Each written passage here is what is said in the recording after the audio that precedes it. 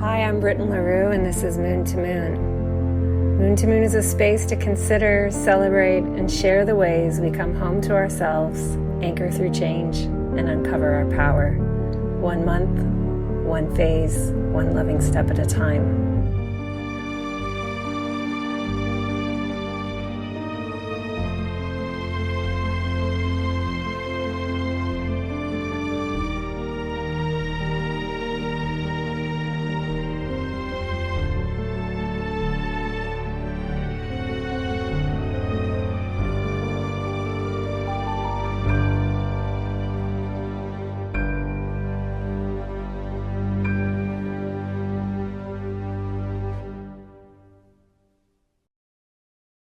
Hello, Moon to Moon.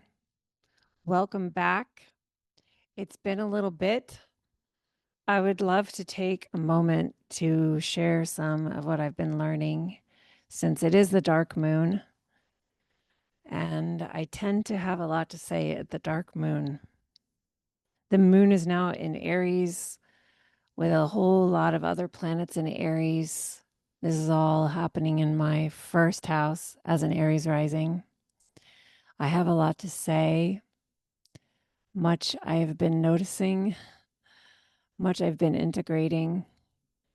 And yeah, what I'm going to do is I'm going to just take a minute to be with you. And then I will introduce the conversation on the other side of this intro. Have you tried making it weirder? Is the name of both this conversation as well as the workshop that I'm going to be teaching with my guest, Matt Bull, who happens to be my boyfriend of almost 5 years. We're going to be doing a workshop in May. So, very excited to begin to dive in. But first, you may have noticed that I have been having a fantastic time talking about projection and the role of projection in promo, in promoting our work, in sharing our voices, in sharing our gifts in the world, letting people know what they can come find in your world. I was inspired by the promo inspiration I felt that I talked about 2 episodes ago, back from just really enjoying the shit out of promo in February and March with Tegan, with Arizona, with Lily, with Leanne, with Shahir, as we were promoting the Magician's Table. And I cultivated an offering to put out to those who want to get into promo with me in a one-on-one way, me right there by your side helping you navigate, because navigating promo is a day-to-day thing. Things shift over the course of a day, like it is like moving in your boat through the waters that are very emotional. And we're navigating past stuff. We're navigating other people's stuff on us. We're navigating analytics. We're navigating the manager parts of us that's like watching what's the evidence of what's happened so far and like wants to make predictions and wants to make evaluations on how you're doing. And just like, I mean, it is a magical practice to stay in your trust, to stay with yourself, to stay in the fun of it, to stay with the heart that brought you here. It was the heart that brought you here to begin with. It's a skill set, and that's why I love promo so much. Is like I'm big on skill. My moon in Capricorn is really turned on by skill. And skill only grows with time. Time is our partner. This is such beautiful Saturnian wisdom. It is with time that we reveal ourselves to ourselves. in the showing up to the thing. Oh, it's just so beautiful. So, as I was like, you know what we really need to talk about? Because y'all, like everything I create comes from that place that's like, you know what we really need to talk about? Okay, what? What we really need to talk about is, this is how I create is like my frustration that, you know, I need someone to talk about this. I need space to talk about this. Let's get into it. Coming to you with some strong Aries here today. Um, you know what we really need to talk about? We need to talk about the role of projection in all of this. Let's talk about that, and then as I started to want to talk about it, like this entire like type of promo just suddenly was like I saw the whole thing. I was like, I'm going to use screenshots of my own videos from promo, and I'm gonna play this song, movies by, I don't know, is it Ways Blood, Wise Blood? I'm a chronic mispronouncer. But I just saw it. I started to just be so immersed. I was like so immersed in it. Like I could barely contain it. So all I can do to like listen to my loved ones talking to me because I'm like hearing more ideas in my own mind. And then as I realized that I had so much to say, I was like, I gotta bottle some of this up. Like I gotta bottle some of this up. So I created this $11 offer. Promo is my canvas, which has a 35-minute teaching that I made as an audio download. And then I offered those who signed up an opportunity to ask me anything they want to ask me about the business of promo and projection, how to hold yourself.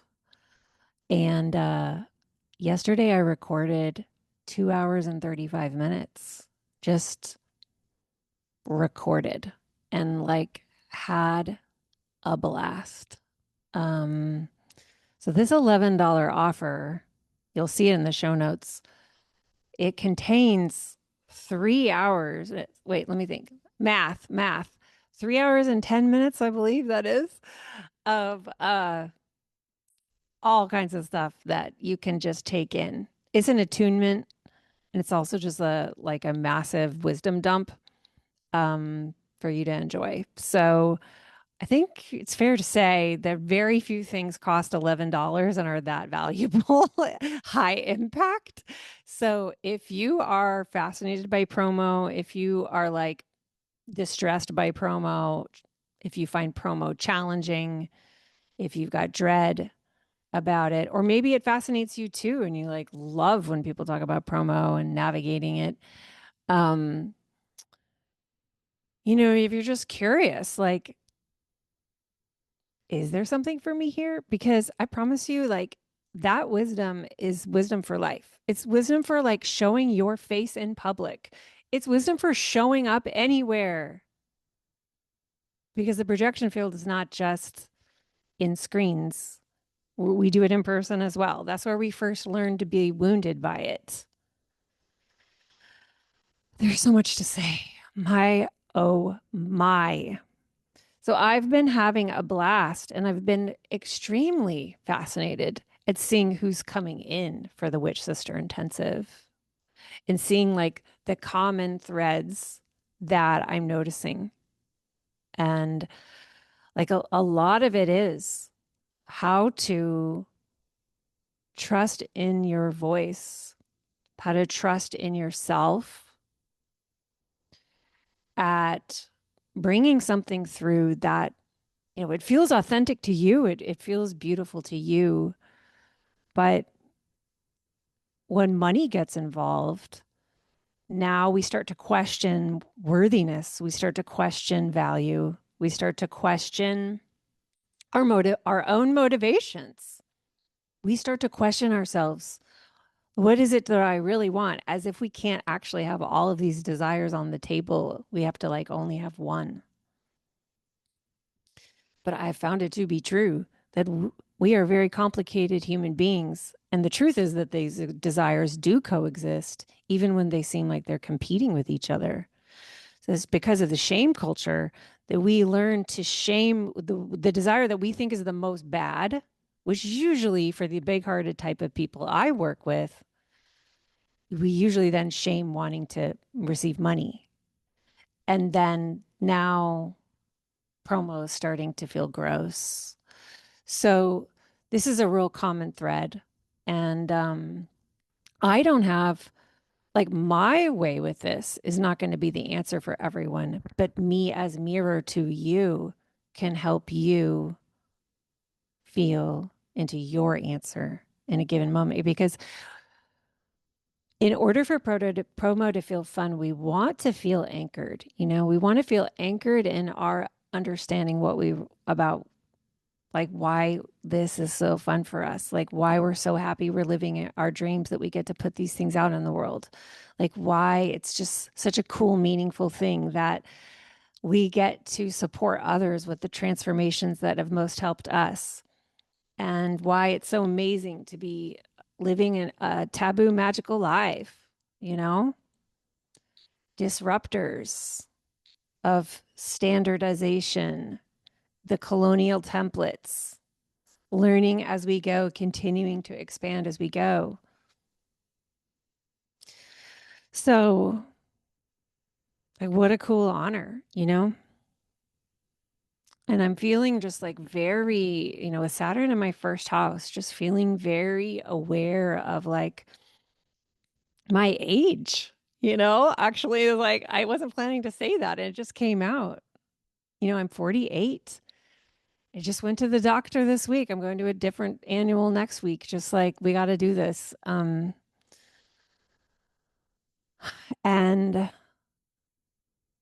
honoring everything that comes with age is a fascinating thing. Just like, thank you, Saturn. I get to be this holder of all of this time, and all the times, and all the conversations, and all the experiences, and all the showing up, all the zigs and the zags, all the expansions and the contractions. 48 is starting to be a long time here as I begin my first house perfection year, starting that cycle again. And the business of being able to just turn on the faucet of sharing is just the coolest. Yeah.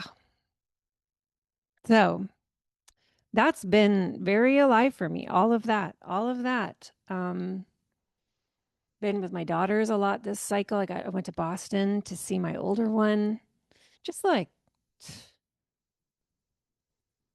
so moved by what a cool thing it is to watch these daughters of mine just be their own women. Like, it's the coolest fucking thing. And they're just they just are awesome in all this sense of awe. They surprise me, like, I don't know what they're going to say or do. They surprise me. So they're like so emergent in themselves. It's so delighting to feel surprised by them in the shifts and the turns that they continue to make as they are revealing themselves to themselves in their aging process, which is still fairly rapid at that age, 16 and 19, nearly 17, because I've got a Taurus here. A Taurus and a Scorpio. It's pretty awesome. Yeah. So sensing their age, I, I is like reminding me of my own age. And it's like, wow, look at us. Like, I've been your mom a long time now. Wow. Wow. All those years. And now look at you. It's pretty cool. So, yeah, that's some contemplations here that I have here at the dark of the moon is holding all that.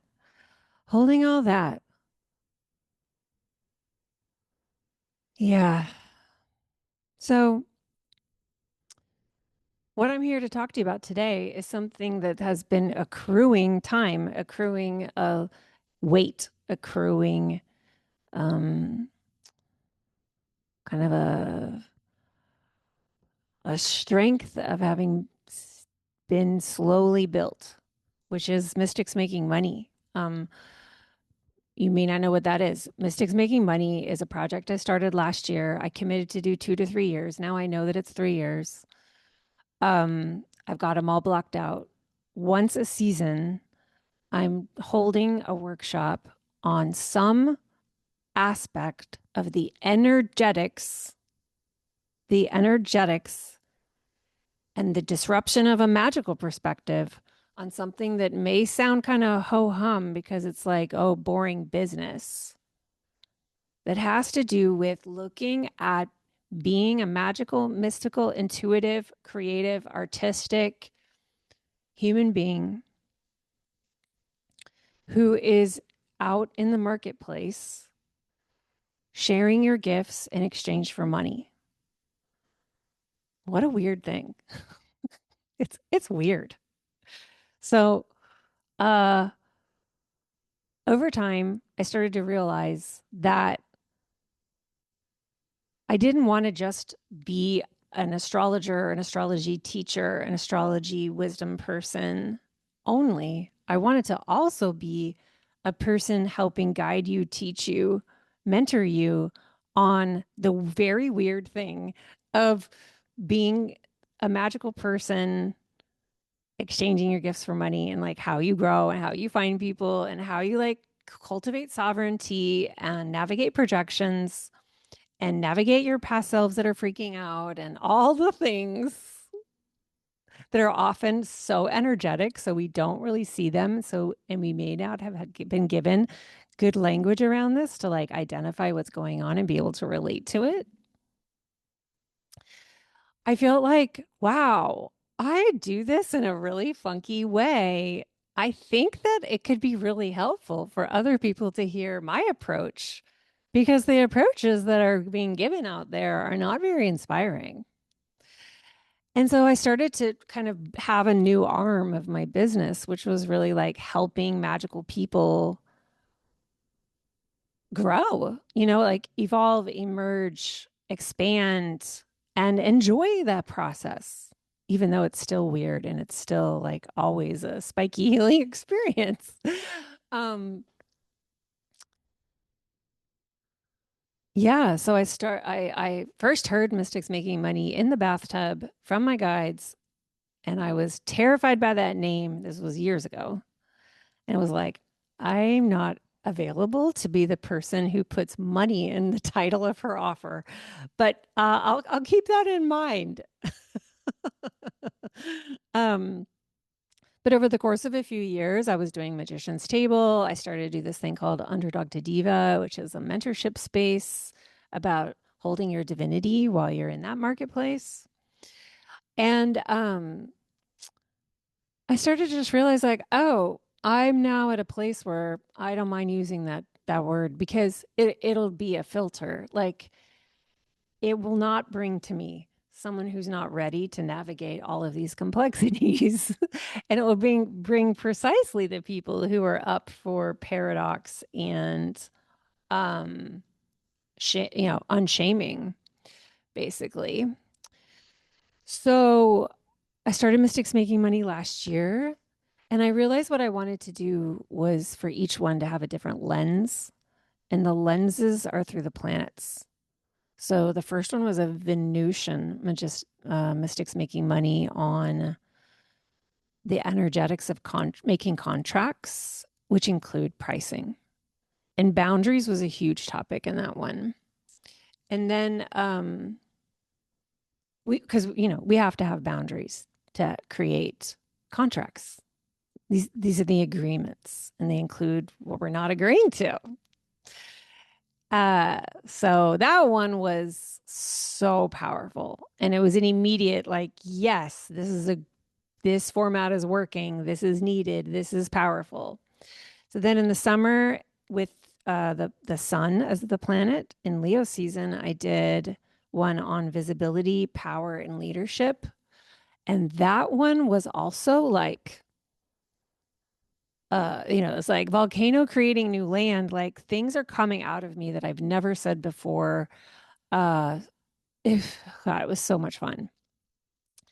Then in the fall, I did one with Mars, and it was like underworld themes, the unconscious, Inanna, like descents, like the kinds of descents, descents, the kinds of descents we have to make in order to then come forward again. Like sometimes we have to die before we can grow those branches. Like a lot. I think this is like the thing that most people like push against. Like, this is the real confrontation is like, are you available for grief? Because uh, to me, grief and abundance are two horns of the same goat. Okay. So then, and that one was really fun because I was able to tap into all these Scorpio teachings that I just like, they walk around in my pocket with me, and it's so fun to share them with anyone who wants to play. And then we did Capricorn, Saturn in Capricorn season with revolutions, not resolutions. And I talked about time and relating to time as a magical person, which is also one of my top favorite topics. That one was like, oh, it just felt so good because I've been doing that Capricorn season teaching since 2000, since 2020. 2019 is the first time I wrote a workbook on it. So then here we are. It's number 5. And this one is going to be on branding. And I know that that word is not a fun word, but let me tell you, the way I relate to branding is deeply, deeply, deeply magical. It is so transformative. It will catapult your business to a whole new place if that's what you actually want, because sometimes we find that there's so much resistance to what branding asks of you that all your protectors will come on to tell you how you don't want to do it. And honestly, what's underneath that is some part of you is not ready to be catapulted. Like, let's be honest. Like, I do this with myself. It's meant to be loving, not shameful. Like, I love you, honey. Let's be honest. It's okay that you're not ready to be catapulted because that's what this does. So if you're like, but Britten, I do, then come to this because it's a catapult and branding can be very expensive. And what we're doing with you, I'm doing it with Matt, who I'm about to introduce. What we're going to be doing with you is what someone would do with you, like the basics of what someone would do with you if you hired them. But we're going to be doing it with this language, the unshaming language, magic language, language that's very mercurial and fun and gamely. Because this is a Mercury.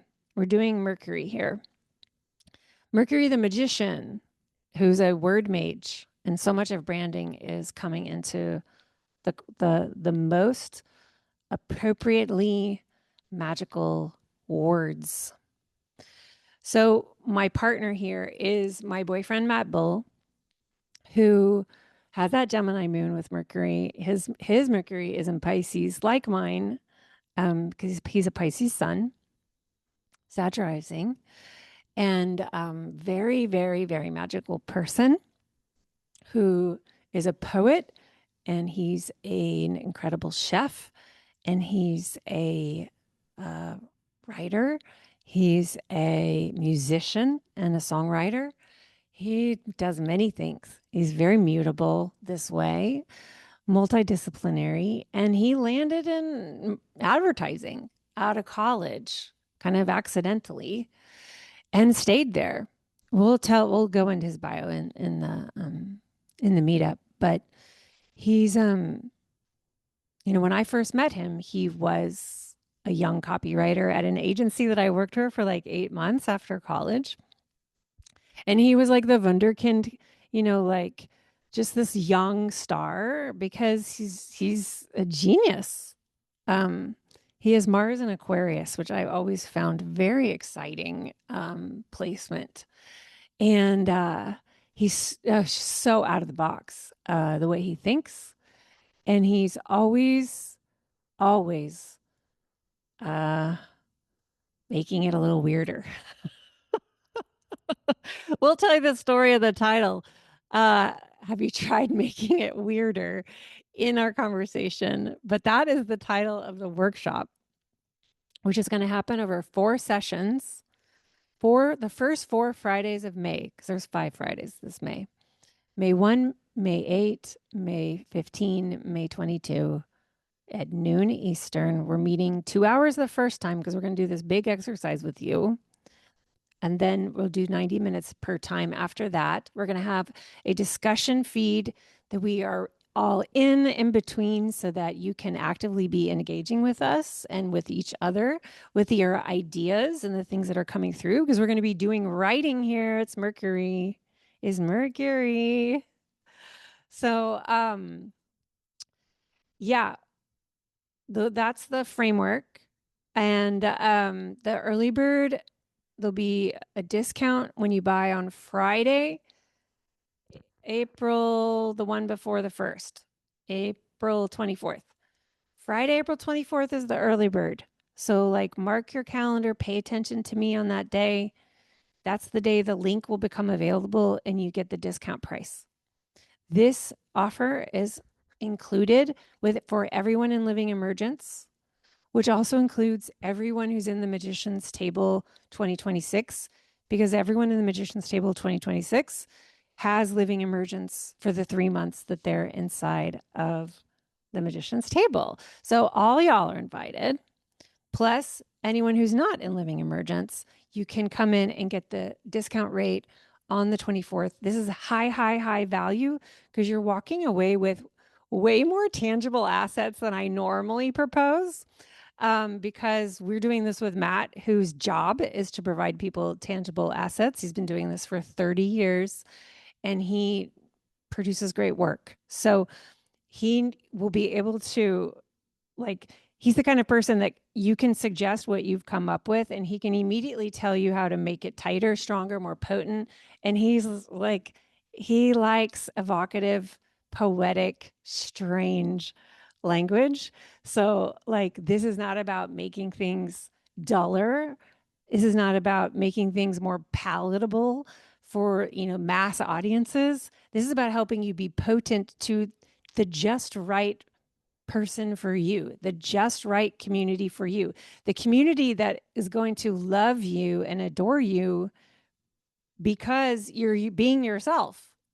And these are the words that you would use. And this is like the style that you would use to welcome people to your world. So I'm going to save my talk on how I would define branding for the conversation you're about to hear. So let's go there now. Welcome to Have You Tried Making It Weirder? A conversation with Matt Bull.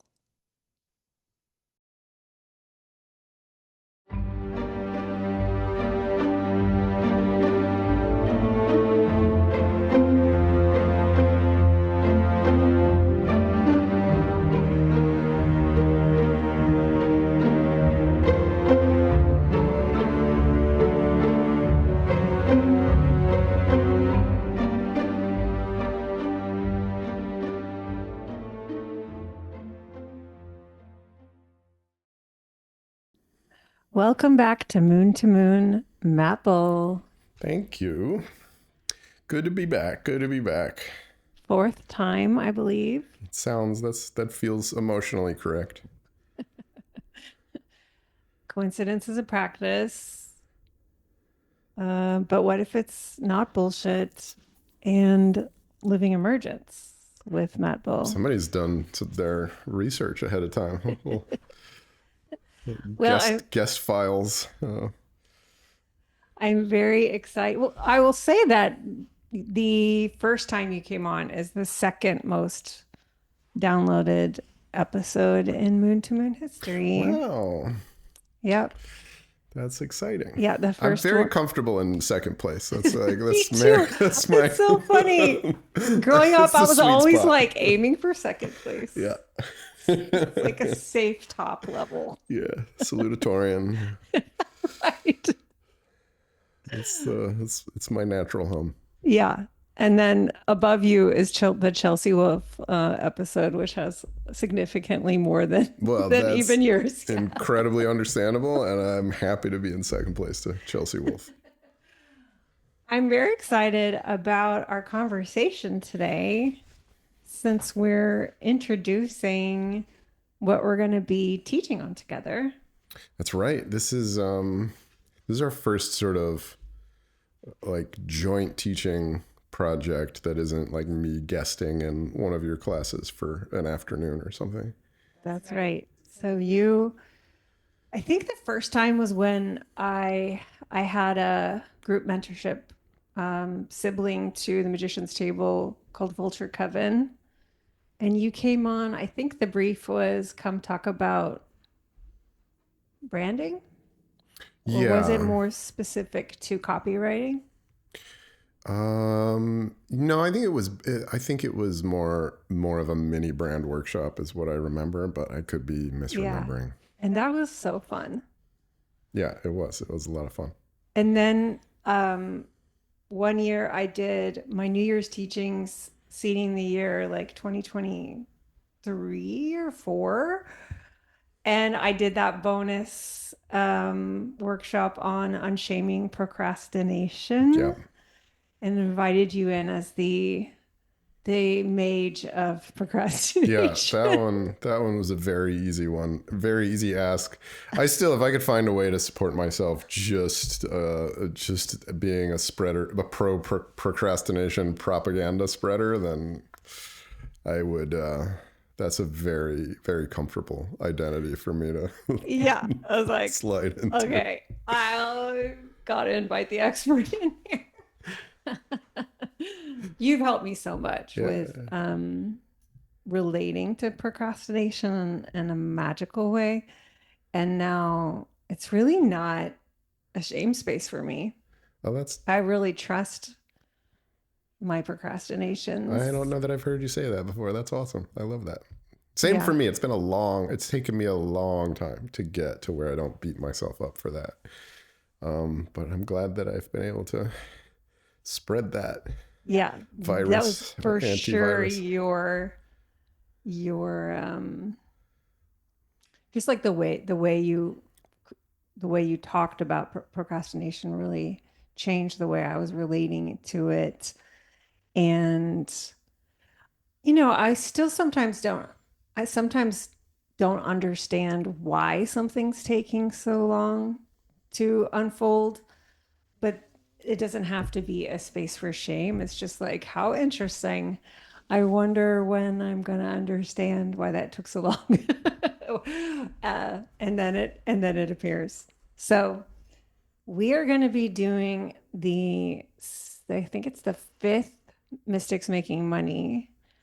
I've done four seasonal workshops on being an artist, mystic, intuitive, which in the marketplace, in exchange with our gifts for money, and speaking on different topics, really, especially about the energetics that I think can reframe and restore us to an empowering place, a magical relationship to the thing that may have previously felt scary or like unmagical and boring, something that we feel disempowered inside. So I've invited Matt to co-facilitate one on what the we in the world call branding, Yes. which we're interested in partly in really excavating this word and talking about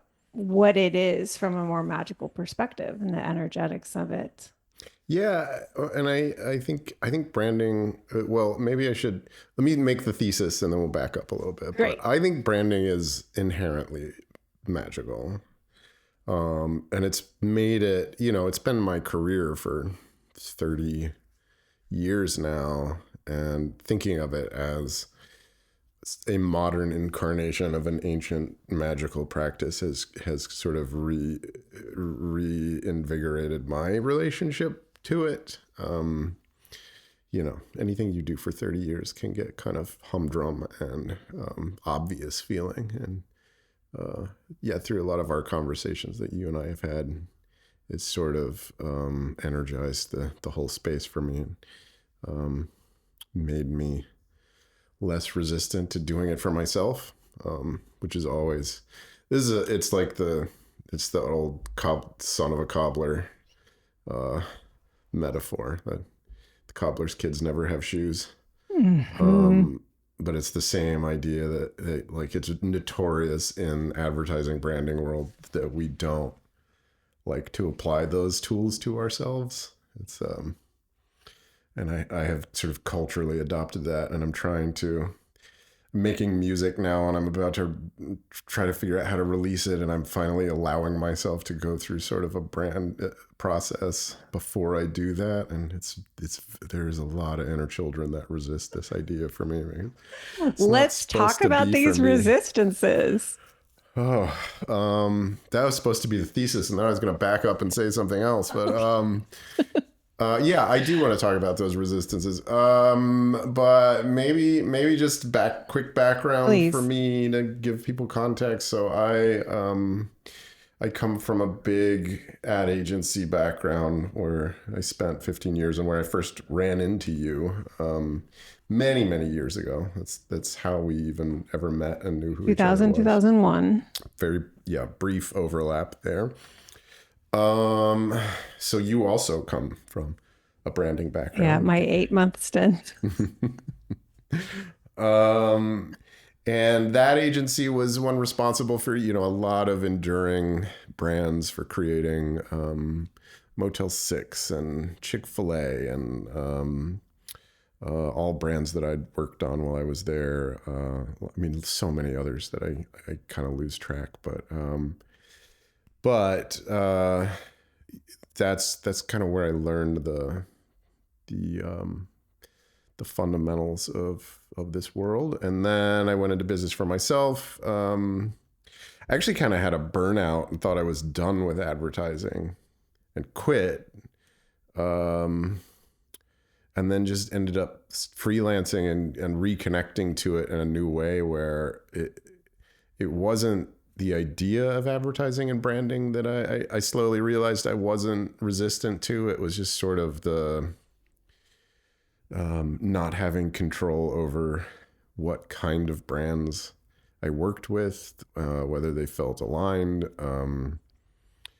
and realizing that these were tools that were not inherently sort of corrupted capitalist things. They just had been more applied in that direction than other directions. That helped me kind of reconnect with it and starting my own thing, and being able to have control over my schedule. And so then I started an agency, was a business partner in 2014, and we're still going 2016. And you have worked with us and hired Y'all us did several my times. website and the logo for Living Emergence. Mm-hmm.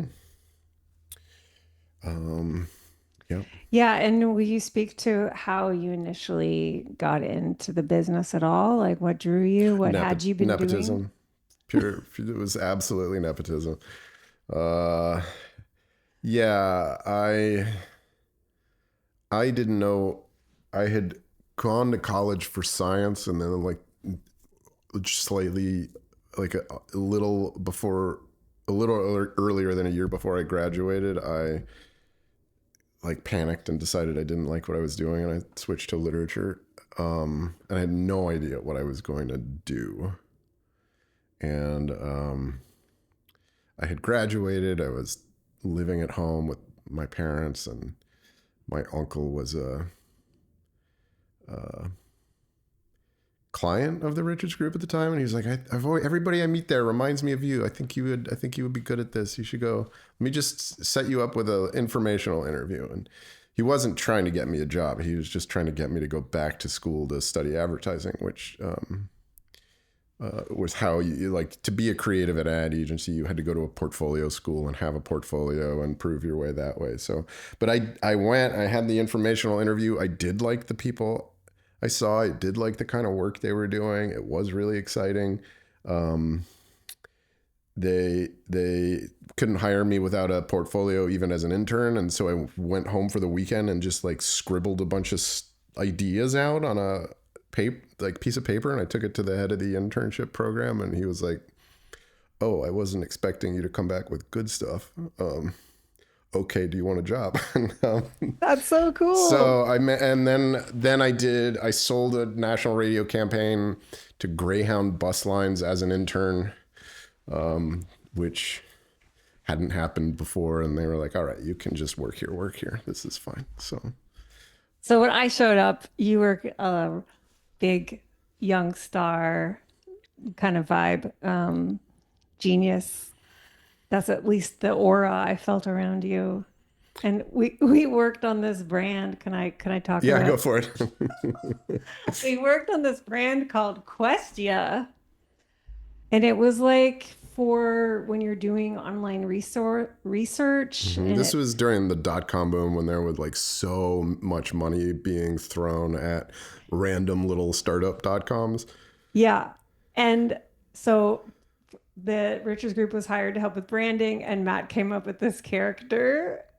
Go ahead. The question marquis. It was a French Enlightenment marquis. Philosophe. Yes, with the question mark shaped goatee. He was ridiculous. This is when I started to realize that you were a really fascinating person, because when you would impersonate him in this French accent. Yeah, I was so young. I didn't even know to be intimidated by this. I would get invited by this client out to their like 500 person investor conferences and just go do a dumb French accent and talk through the concepts. And I was like, yeah, this is normal. This is what everybody does. And I just didn't even know to be scared. I don't know if I could do like that. That would terrify me now. Like with What was that one line? It was like, research is the only thing I do quickly.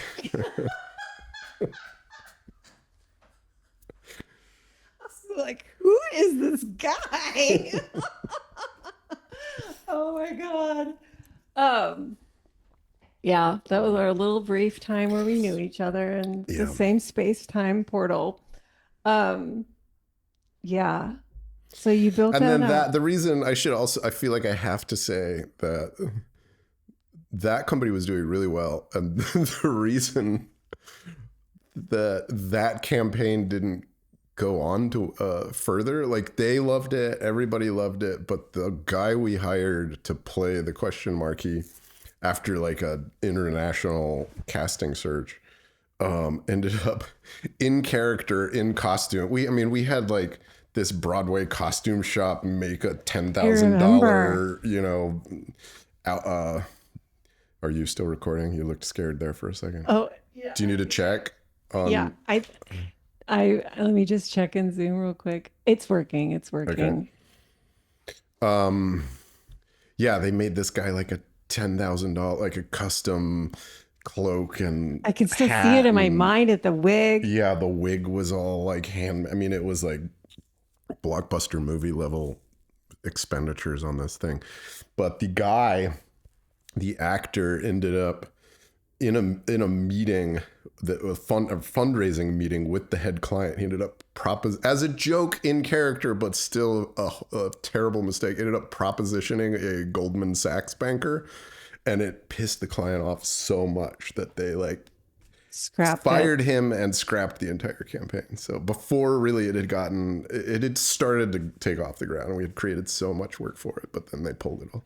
I'm sorry, So that must have been that's very the way it goes. disappointing. They should have hired you, because Matt would so often pitch, and then the client would say, Well, we like the way your voice sounds. That you started to have this side gig career as a voice Yeah, I actor. would do it for voice. I never wanted to be on. I didn't like being in front of the camera though. I just that freaked me out too much. So I would always resist those suggestions. But I still do voiceover stuff as a result of And what kind of clients do you have now? all sorts of different types of clients. We have a big research hospital that we do a lot of work for their brain institute. We have a lot of video game clients that are little studios making cool indie video games. We have clients in like the home services space, clients, tech startup clients. We have oh, I mean B2B, industrial engineering stuff. A little bit of everything. Okay, so what I'd love to know is like how would you define what the world of branding is? Like what is it doing? What's like the thing you're moving toward? How do you guide your clients into that process? Yeah. Branding, the metaphor I like to use for branding is it's like, I mean, we are all marketed to so much, and the curve of like the increase in marketing is not slowing down anytime soon, and we just are bombarded with messaging over and over and over.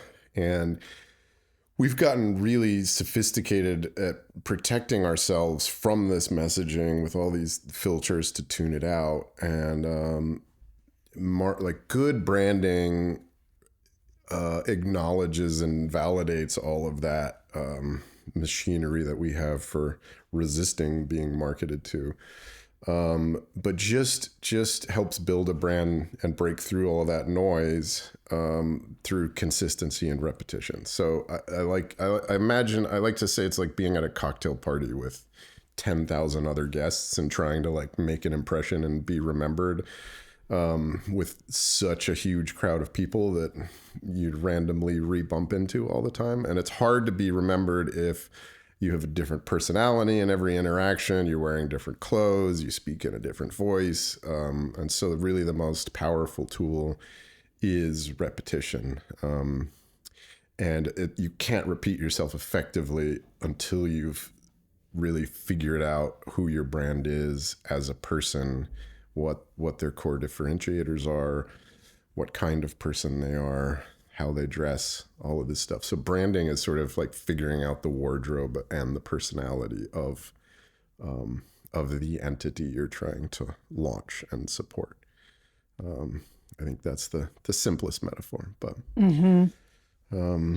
So, like the art is what essential words or what essential aesthetics are the things to be repeated. mhm. And this is magical because, Yeah, I mean, repetition, groups of three words said three times. I mean, these are, well, and the whole idea is magical. If you want to go off on that tangent now or save it, what do you, like, that could be a, we'll get into it deeper in the okay. workshop, but I love to talk some about it Yeah. here. Um, yeah, the whole thing is I mean, branding wouldn't exist without, sigils and crests and heralds and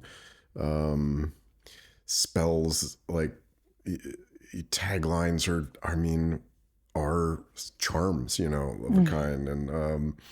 And we think of it as this capitalist tool, but the reality is that the capitalists have just co-opted a thing that used to be, a folk tradition.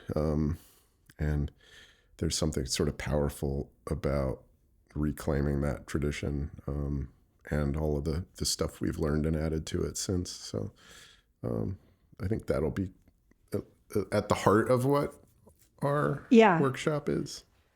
Yeah, completely.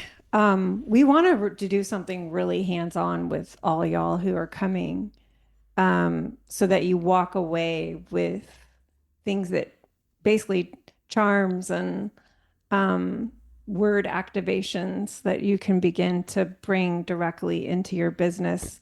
What I want to pause on is that I think for a lot of magical people, words like consistency and repetition can feel Restrict. confining, Mm-hmm. yeah, restrictive. And so I would love to hear you speak on um like how this kind of constraint is helpful.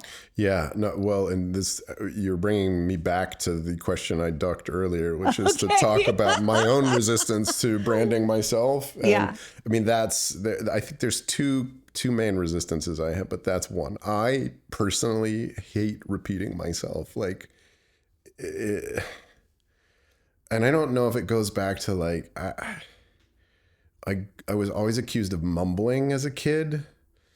And and because of that, I would always have to like say what I had just said again. And like, it just have this like little boy, like, I don't want to say it again. I said it once. That was enough. Like, like, so I mean, just personally, I don't like repeating myself. I don't like repeating myself creatively. Like, the worst accusation somebody can make is that you borrowed from, or you got caught with your influences showing, or that you weren't original. And so I mean, part of the reason I'm in advertising is because my attention span needs something new to do regularly. um and uh yeah, the idea of like finding my message and then just hammering on it is really hard for me to get excited about. But it's also, I know it's powerful and I know I need to do it. Um, but it does take some inner coaching to get myself there. Yeah, like Um, for me when I hired Angela George to create a logo for me, I just cannot emphasize how powerful that was as a catapult, not just because I ended up with this beautiful thing, but because of like what it took to bring it into form. And what it took to bring it into form was for me to be like cornered with these questions.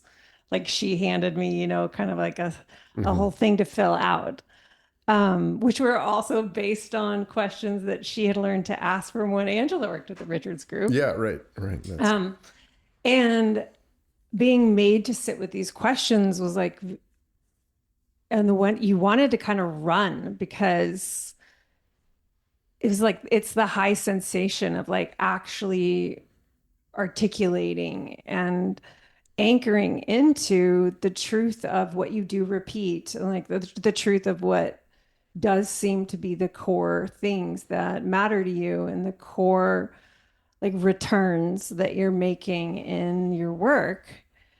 And there were parts of me that were afraid that I was being confined by that. But then once the logo came through like a sigil, I mean, it was so powerful. You could feel all of the essence that went into it. And then further, a couple years later with you, we went on that like 8 hour hike where we the did branding hike. some of the brand hike. We did all these exercises that we're going to do with y'all in the workshop to help. And eventually what came out of that was emergence astrology Mhm. and like a way to understand what this is in the world. And it's a wild thing to like really face the heart of what you're doing. Mhm. Um, so I think for me, I felt like a lot of the resistance was just like holding the high sensation of your potency all at once rather than having it scattered everywhere. Mm-hmm. You know what I mean? Mm-hmm. Absolutely. Well, and when you're such an inspiring case of that, because from the outside watching, there was such a clear kind of before and after moment with how you sort of operated in the world as a visible figure. And you were very energized by what came out of that, and were able to run with it and live it. And I think that's the other, like, branding is a kind of hypnosis, and you have to, before you can hypnotize your audience, you have to be if you can't hypnotize Yeah. yourself, it's not Yeah. going to work. And That's the thing. you were able to do it, and really adopt that mantle. Yeah. And it didn't restrict you, it freed you. It did. And I'm the audience for me saying this out loud is myself, because Yourself I'm watching because yeah, I am about to start, or I have started all this with this music project. And I just have this, like, really petulant, no, I contain multitudes, I'm Yes. not going to be confined, like. Yeah. My brain right now was like, it's Gemini Capricorn, which is like such a fascinating, what we call in conjunct angle in astrology. And like, uh, thinking about unshaming Gemini, like how much stronger would your commitments be if you honored your desire to not be committed? Mm-hmm. And I think that as Mm-hmm. a I love that. person who, like you're a Gemini moon, such a mutable person. And um, I'm a very mutable person. And I couldn't have these branding moments if I felt that they were going to limit me. Like, that's the scariest thing is like, are you going to limit me? Mm-hmm. And then discovering that, like, when this is like a commitment that puts you on a pathway that it does mean other pathways are cut off, but it actually opens everything for you in this liberating way to be like in the pathway of with your art, that the process of getting real with your branding facilitates. Yeah. Yeah. And I also know, despite the fact that I'm going into this process myself kicking and screaming, I know from, a long history of being a creative person and being a writer and writing, poetry and making music and, furniture and food and whatever it is I'm making, that constriction is the most fertile soil for creativity. Yes. That, like, it's almost easier. I barely play guitar, but it's almost easier for me to write a song on guitar than it is for a lot of, like, really skilled guitar players I know, because I don't have as many options. Like, there's only a few things I can do. So what can I do within this limited palette I have that is interesting sounding and new sounding and not, familiar. And it's, there's, so my choices are more into, like, rhythm and, I don't even know how to talk about it in words, but I do know that that's a very real thing. Like, even writing poetry, it's easier to write a poem when you've been given like a prompt or a structure in a class or something you have to hit, or you take any kind of writing class or a songwriting class, and it's the prompts that limit you that lead to the biggest surprises. And Yeah. so I feel like that's true for branding yourself. And Yes. I would feel free to, it sounds like you were about to respond. I have a bit of a, Yeah, I think I know where you're going. Let me finish what I was about to say. Yeah, I feel like that's what it does is it has you commit to yourself. The commitment that you're making is the commitment to yourself. the process that leads you on helps you see that there aren't a million infinite options because you're in the Mm-hmm. yeah, you're in your you power. And in that you power, you're not going to be like somebody else. And so to brand is like to helps you cut out of your way what is not you so that you can be more effective and potent Mm-hmm. in bringing through what is your magic to give out in the world. And like that clarity is such a powerful thing to have as a magical person, intuitive person, a creative person in the world, because now you know your you-ness at such a deeper level Yeah. in terms of like Yeah. the question of like how am I going to market this? Like Mm-hmm. everything just becomes so much more clear because you're following your understanding of yourself that you have like anchored into through the branding Yeah. process. And what I was going to say is that just acknowledge that the more personal something is, the harder it is to market and Yeah. brand, and the harder it is to submit yourself to this process. Like I've branded multiple businesses that I was a part of or a founder in, and that's not hard for me. Like that's when it's a separate entity, that's a joint venture, or even just a business side of me that isn't my art. Like I don't struggle with the branding resistance that I do when it's me and my art. And but that's where I need it. I have trouble seeing how I as a brand am perceived more in those contexts, and that's where I really kind of need other people around to mirror and bounce things off of, and sort of try things on to see what feels authentic, if that makes sense.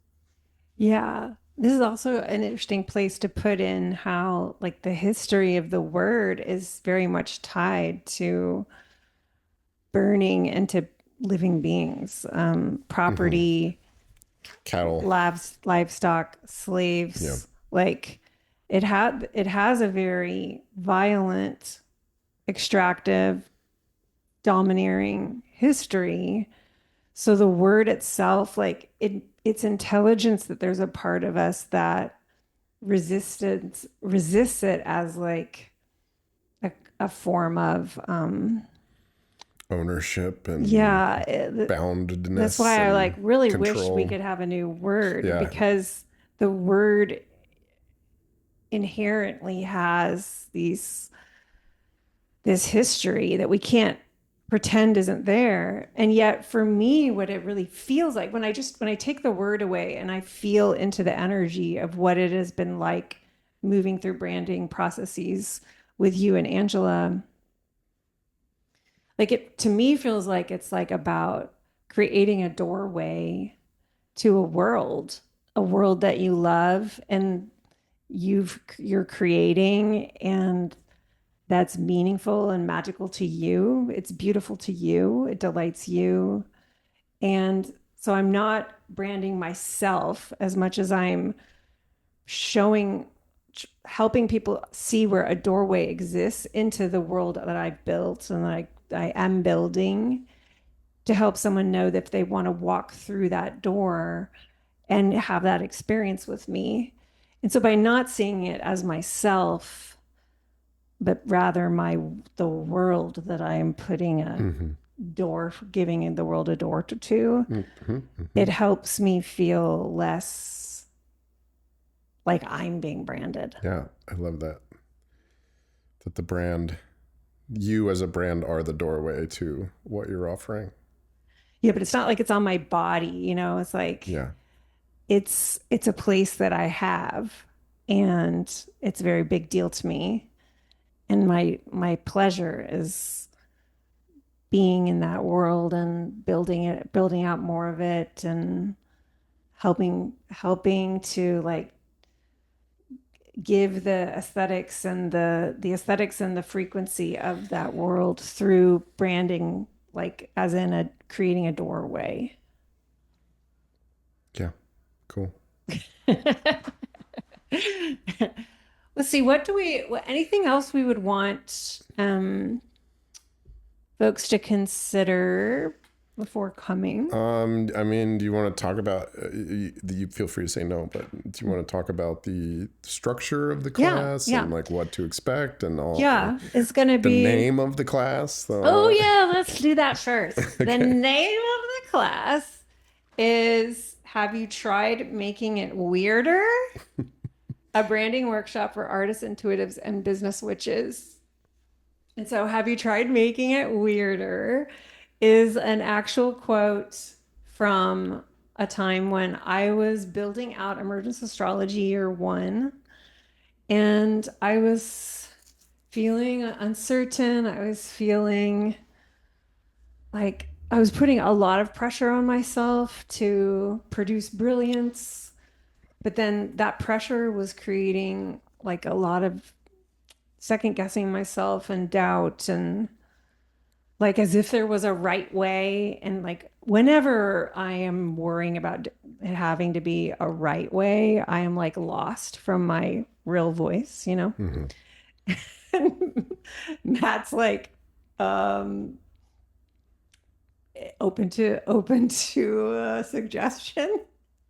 And then you're like, have you tried making it weirder? He's immediately recentering because it's such a weird invitation, year one. And for me not to just be in my full weirdness with it was like for whatever reason we get separated from the very thing that we want to convey when we are worried about doing it right or wrong. Hmm. But when it's just like, have you tried making it weirder? Hmm. It gives you this permission to be deep in the thing. Yeah. Well, and it also that question came out of that hiking brand workshop we did where we kind of unpacked who you were and how you were perceived and how you could work with those sort of projection perceptions. Um, and one of the insights at that time was that like you can present as very conventional, but there's always an edge to that to it where there's like this subtle undertone of just weirdness to how you present yourself and how you talk that there's an academic Polish. there's a polish and an academic side, but there's always something almost unsettling that punctures that and By you mean me, right? yes, I'm talking about you right now and our brand insights that we had. Brand insights. So that was a natural question to ask when you were stuck in the how do I make this good? It was to be like, well, what if you didn't worry about making it good and you just made it weird? That's right. That Um, may be also when you named that my fashion style is little girl crone. yeah, yeah, that may have been that same hike. That's right. Um, yeah, those I like it when dichotomies and tensions are explicit in brand documents. I feel like that's a powerful place um, to operate. Oh, I feel like 1000% I could like just that could be like my whole thing is I just talk about holding paradox and contradiction and what a powerful thing that is to liberate you when you're feeling constrained is like, oh, guess what? You don't have to choose between polish and weirdness. Mm-hmm. Let them both show. Mm-hmm. Um, yeah, so have you tried making it weirder is the whole ethos of the workshop. And we're going to be meeting the first 4 Fridays of May. So May 1st, 8th, 15th, and 22nd, meeting at noon Eastern. The first one is going to be 2 hours because we're going to get deep in an exercise together. And then the next three will be 90 minutes. And it will be a mix of like teachings, exercises, questions, um, quite interactive, because we really want you to walk away with whatever it is you're wanting to bring in of this, if you're ready to go, because it is confrontational. Mm-hmm. I think that we've been making that clear here is Yeah. like Yeah. they're gonna be protector parts that are like, this is dumb, I don't need this, this is corporate, Mm-hmm. this is, we're going to have we all have these resistances because we're really coming, this takes you into a deeper encounter with what it is you're bringing. Mm-hmm. And to the parts of you that don't want you to commit or don't want you to take this seriously, don't want you to get real, this will be threatening. But we're going to be having a fun time because that's what we like to do. And everything's going to be really intelligently designed so that you can feel like you've come into some rich goods that you can take home with you and keep playing with. Here, here. Anything else you would want to add? Um, let's see. We talked about the name. We talked about the structure a bit. I mean, you want to talk about who you imagine this being for? We've have the subtitle of for mystics and Yeah, I think that like it could be anyone from someone who's just thinking about this kind of thing for the first time for their business, even if it's like a beginning side gig, to someone who maybe you did this a few years ago with someone mm-hmm. and you're ready for an update. um the first session, I guess we could talk a little bit about the session themes. We want to talk some about positioning, which is such Mm-hmm. a funny word. Mm-hmm. um do you want to describe a little bit about positioning, just the Um, basics? yeah, brand positioning is essentially a single sentence with three blanks that where it's a very boring, very tactical sentence, but it's very useful and it helps define who your audience is, who your competition is, and what sets you apart from that competition. And those are the three blanks. And when I've led these, I just was in Toronto doing a workshop around this for a industrial engineering company. And I mean, it's a half day to a full day kind of like you just belabor these blanks and Yeah. really fine tune them because they end up being crucial factors of the brief for a logo redesign or business decisions you have to make that fit with what your core strengths are. And I mean, the idea is to confine you so that you grow the right way and you don't grow, it's like pruning a plant. It's Yep. if you don't restrict how it's growing, then it's going to grow in a clumsy, unimpressive way. So that's Yeah. So that's why the first one's 2 hours, is so we can really sit down with that. And then when we meet again, you will have continued to tinker with it yeah. and you can share what you came up with. And then we want to talk about visual identity, like design strategies, foundations of design, ways to consider building out a logo or what we can think of as a sigil to help you either on internally, like behind the scenes, as like Mm-hmm. a guiding aesthetic principles, or really centering the power of aesthetics. It is a big deal. Yeah. It's a big deal. Yeah. And we're going to talk about these principles and really get into that with you so that you feel more power here. I know it can be an area where there can be insecurity, and we're going to just clear that out. And then after that, we're going to be doing keyword is messaging. What is messaging? Messaging is just anything that your brand communicates publicly. So but every one of those interactions either is can be used to reinforce the brand story that you want to tell. So being very intentional about those is important. Mhm. Yeah, Matt is the person who, yeah, I had this really, um, oh, I remember when it first came on. I, I think I was relating to someone that I saw as quote unquote bigger than me in my own mind. And I like really wanted her attention, I think, but I was like bothered that she wasn't noticing me. It's really funny to imagine all this now and remember it. But I was like navigating clearly, we can see now, were like parts, like insecure parts, the younger parts that wanted to be seen.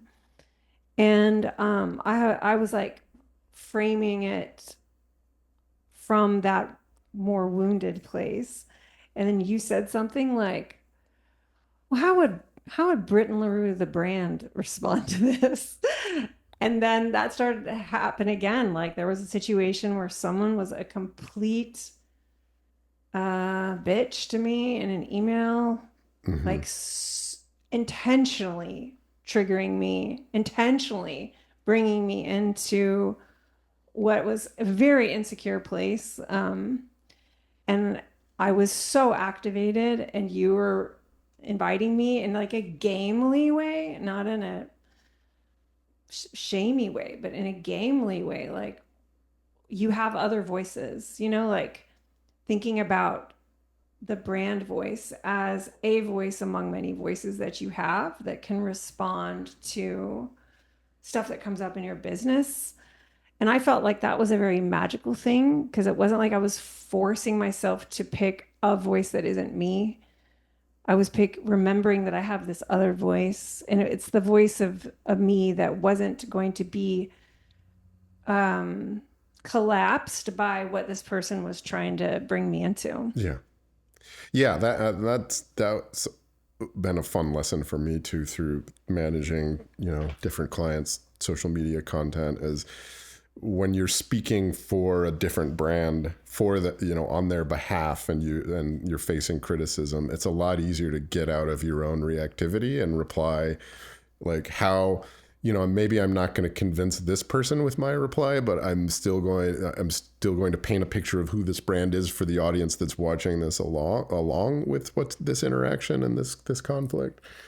And that changed that realization of the power I have to kind of speak on behalf, not as myself, but as a brand, is one that I use personally in sort of more public interactions too, where the goal is like, what happens if this conversation gets screenshotted? How does the person I'm portraying here come across in those Yeah. situations? And And the way you framed it didn't feel like crisis management legal team, it felt like a playful, empowering it's like a other persona. part of Yeah, me. It's still me. It's the me that's not getting activated. yeah. Yeah. Which she exists. She just may, I just need to get in touch with her right now. But that's not the only thing that, is involved in messaging. But I especially love with messaging just powerful repetition of words and how that has been shown to be so meaningful for me because the first few years of growing my business, I was so afraid of being seen as repetitive. Mm-hmm. I was so afraid that that would be something someone could judge Yeah, me I have for. that I was fear. like, oh gosh, it was just like, but I've already said that. I already said that. And I mean, it's funny for me to even get back into that headspace because I think about it so differently now. Um, Yeah. I really do enjoy repetition as like feeling myself in the act of the magic of repetition. Um, Mm. And I think that really getting connected to your powers as a messenger, messenger, Oh, there Mercury, the is a hermetic magician. angle there, isn't there? Yeah, it's just like it helps you like make that a fun thing that you can activate. Is like, yeah, these are the words that I love to repeat. These are the phrases that I repeat, because they are magical phrases. I think that's really powerful out in the world. And then I think the final one, we're going to be wrapping up with a lot of questions, final thoughts, things that you and I have decided to throw in. Like I'm leaving that fourth session as kind of a question mark because I think there's going to be Mm-hmm. overflow. And we're so mutable, we'll just probably have more things that we want to bring in. Yeah. How you feel? You Great. feel complete? Do you have Yeah. anything else you want to bring in here? No, I think we covered a lot of territory there. It'll be fun. I'm real Join us. excited. Yeah, join us, y'all.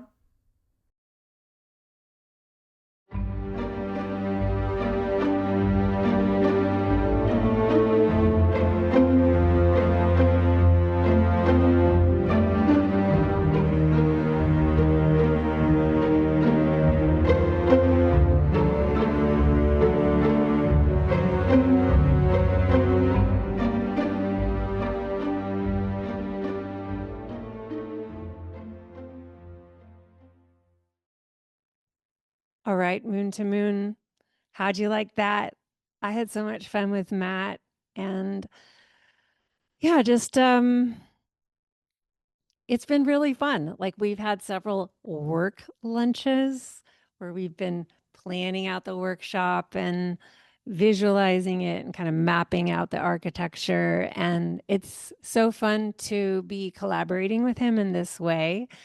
I'm so excited to share everything that I enjoy about the process of the process of branding, rather, both. Yeah. Promo to me is Promo to me is different, let me just say, than branding, but branding helps you with your promo. Um, I'm going to be doing a Mystics Making Money on promo and launching in the fall. So you can wait for that. Join Living Emergence. It's a really good deal to join Living Emergence because then you're going to get all these included.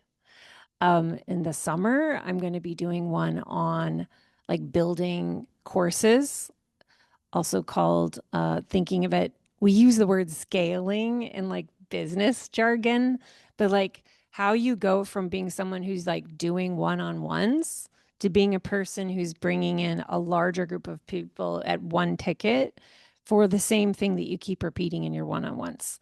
And I'm going to be calling it a name that I've been wanting to use since like 2020, 2021. The syllabus is the chrysalis. Syllabus art is like been my gift all these years. I started to write curriculum for I wrote seventh grade history curriculum at age 23 when I left advertising. I was like, oh no, this is my skill set. Um, I have a whole world there. So I'm going to give you a secret. Joining Living Emergence, if you want all these, joining Living Emergence is the smart investment. It will do you better than buying all of these separately, just between you and me. Okay. So you can just like sneak over to the Living Emergence page and sign up there. Then you also get everything in Living Emergence.